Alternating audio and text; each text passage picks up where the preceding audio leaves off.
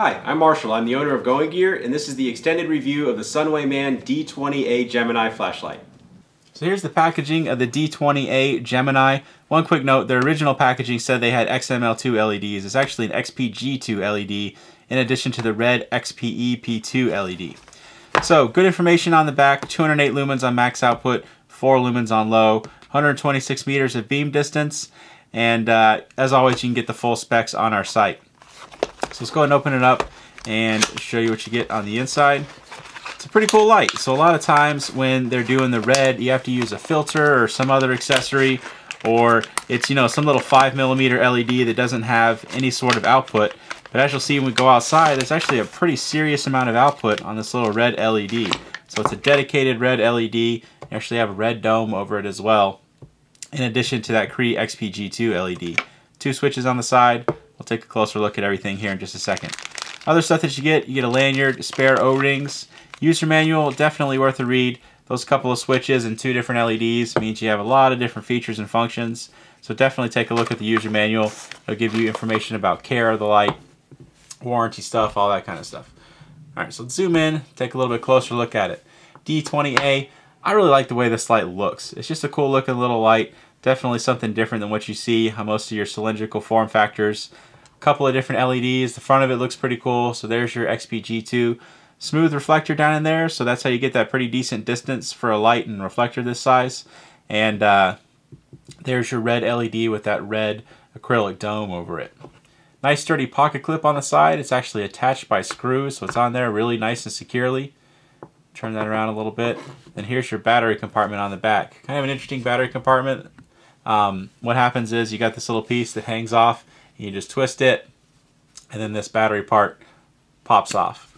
And it is O-ring sealed, so this is just as waterproof as the rest of their lights. So you've got an IPX8 rating on here, so good water resistance on here.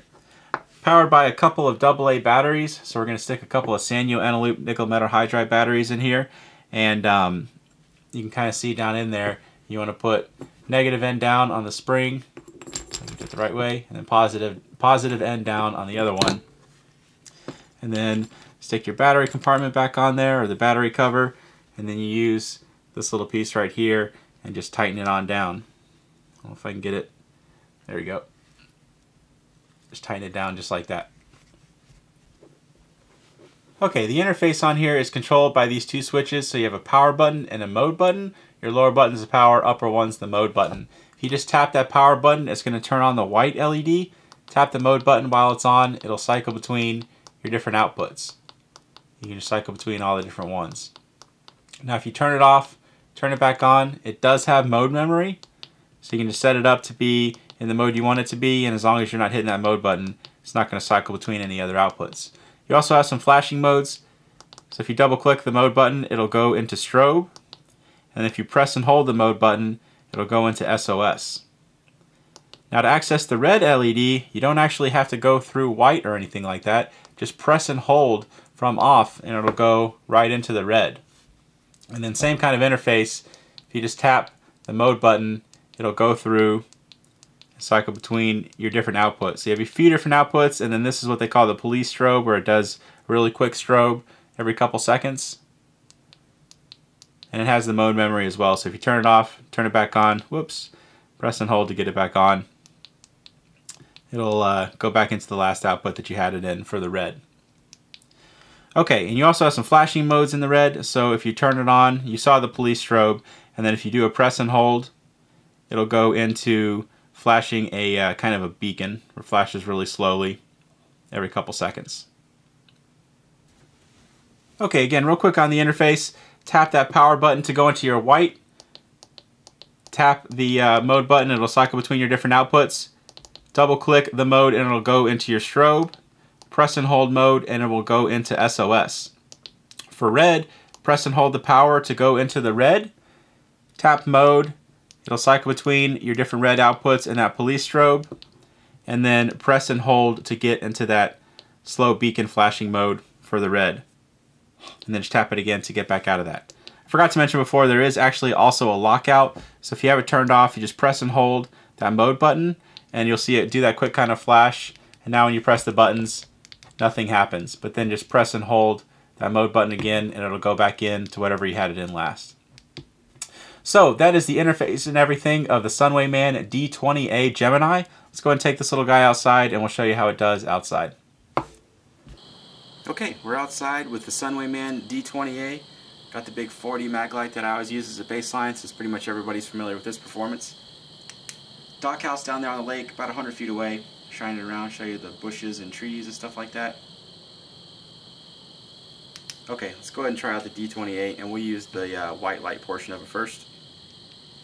So there it is, max output. Pretty solid for a relatively compact light, just running off of 2 AA batteries.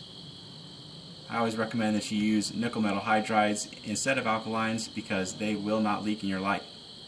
Alkalines do have that possibility, and it's no fun because no manufacturer that I know of covers that in terms of their warranty. You don't want to ruin your nice light. So use nickel metal hydrides. They're pretty easy to find. Alright, let's go ahead and cycle through the different outputs. You can see what those look like. Lowest one, great for up close kind of stuff. Okay, let's show you the red, show you how it does. So there's the red. You know, normally it's going to be a filter or something like that, and it doesn't give you great distance or just a little indicator LED, but you can see this makes it out there 15-20 feet pretty well. It's pretty impressive for a light this size. It's that dedicated red LED. I'll show you the different outputs and the flashing mode on accident. But you can see, you know, the bushes and trees and everything down there lit up pretty well.